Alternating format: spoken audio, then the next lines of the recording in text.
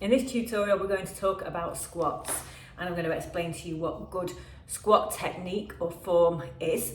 And it's really important to take the time to feel that you get squats and you know that you're doing them correctly, because it's an exercise where eventually you can lift a lot of weight. We're working our big lower body muscles, our glutes, our legs, so we can go to lift up really quite significantly heavy weights with them. But because of that, it's really important that we make sure our form is good so that we don't cause ourselves any problems with our back. Okay, so to start with, I'm going to use a bench. Now, if you have a chair, a kitchen bench, or this is an exercise bench, just a cheap one from Decathlon, that's something that you can use as well. And that's a good sort of place to start, because it means that you've got somewhere specific to head back down to, okay, rather than feel like you're sort of hovering in mid-air. Now you can see roughly that my knees are a bit more than 90 degrees from the floor. That's really the lowest you want to be to begin with. So anything that's going to give you sort of like a 90-degree angle around here or thereabouts is ideal, okay? So your feet, you can come towards you slightly so that you're leaning forwards, and I hope you can see and notice that right from the off, I've got a straight back.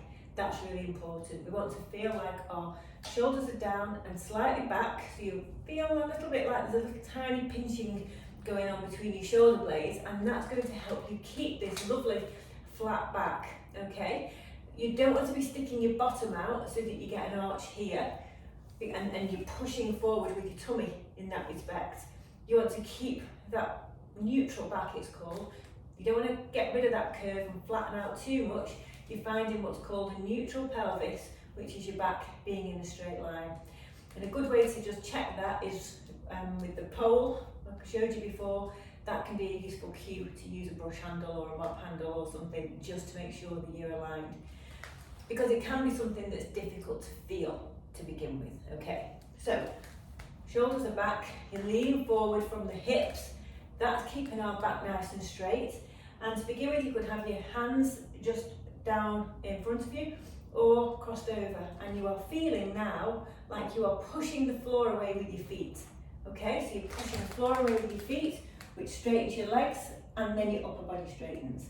When you get to the top, you want to give your glutes a good squeeze to make sure we have this mind muscle engagement to make them work, and then we let everything relax and we sit back down again, keeping our back straight. Okay, squeeze the glutes, sit back, just touch the bench, pushing up.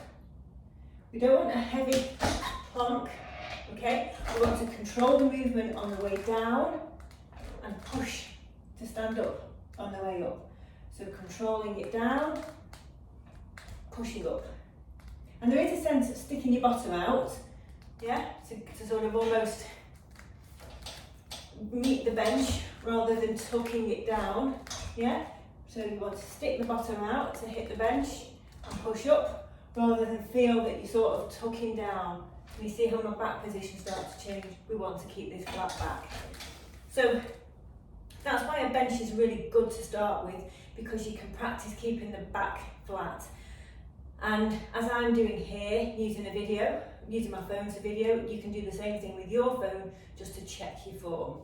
If we're going to use a weight, then a good way to start is to have a weight between your feet, and then you can lift up. Now notice that I'm trying to stay quite upright here as well. I'm not lowering, I'm not folding too much at my hips. I want to be feeling that if I had a t-shirt on with a logo, that whoever was in front of me could see that logo quite clearly. That's something to use to visualize where you should be sat, okay? So again, now I've got my weight, I'm gonna bring my feet back a little bit more, push the floor away with my feet, and stand up, okay? Sitting down, push up, sitting back, push the floor away with my feet, and that's your squat. Now my feet are about hip distance apart, well sorry, no they're not, about 1.5 times hip distance apart, so that when I've got my weight, I've got room for my arms to go between. So that's what it would look like from the front. So I'm slightly looking forwards, okay? So wherever I'm going, I'll get this stooping position.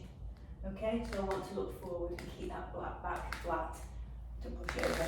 If you feel confident in your squat and you don't need to use a bench, then that's fine.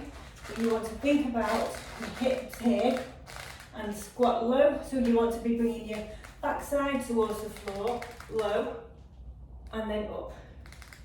Yeah, but keeping that back upright, that t-shirt logo, if I had one, facing forwards, that's your squat pattern, okay? Rather than this, where really I'm bending here to get low, rather than going lower with my hips to get low. Can you see the difference? I'll do it again.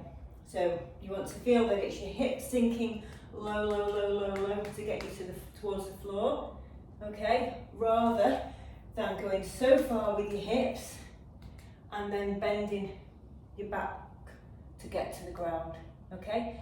Our bodies can trick us into doing the latter because it's easier on our legs and our glutes for us to stop here and then fold over from the front and do our squat from there, rather than go low and push up.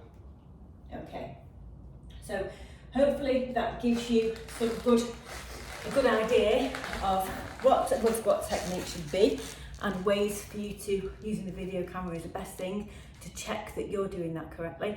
Of course, drop me a line in the Q&As if you have any concerns or worried about that, or worried about whether your technique's right, and we can always have a chat. All right, see you in the next video.